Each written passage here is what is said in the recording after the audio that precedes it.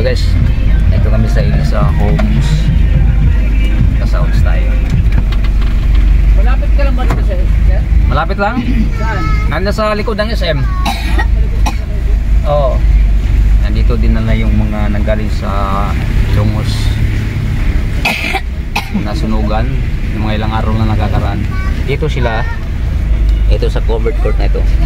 Dahil nandito kami ngayon dahil nagdala kami ng counting suporta, mga damit o mga gamitan, mga gamit nila rito.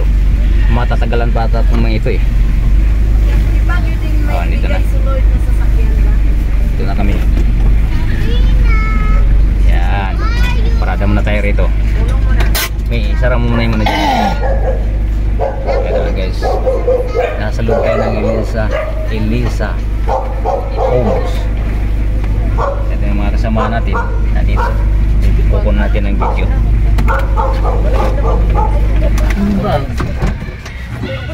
Yung bago na. Kaya mo lang. Kaya mo lang ba?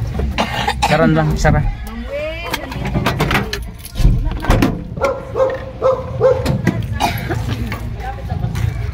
Kadaan ba? Ha? Wait lang lang. Ito, naghatid lang kami ng mga gamit kahit pa paano ng mga gamit. Ha? May ano yan baka isipin nila para sa lahat yun. Hintayin na naman Ken. bigyan. Oo. Baka maisip nila na Hindi naman, walang ganyan yan. Kung sino mo bisitahin mo, yun lang siya. Hindi naman ano yan. Nakontak niyo na si Ma'am Wilmy? Nakontak niyo na? Nandito na tayo? Wala. Sige. I-guide mo muna din. Diyan na.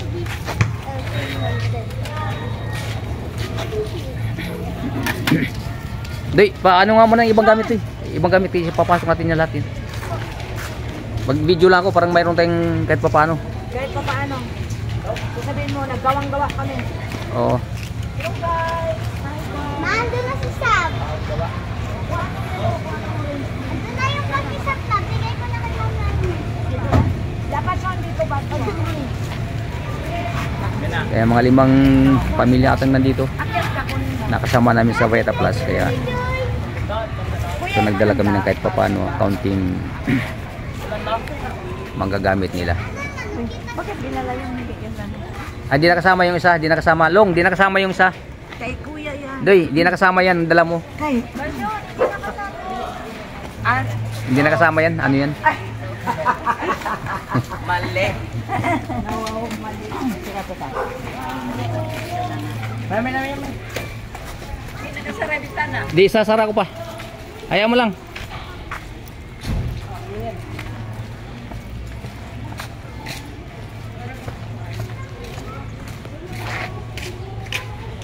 saka dito. Sasara ko muna. Oo nga.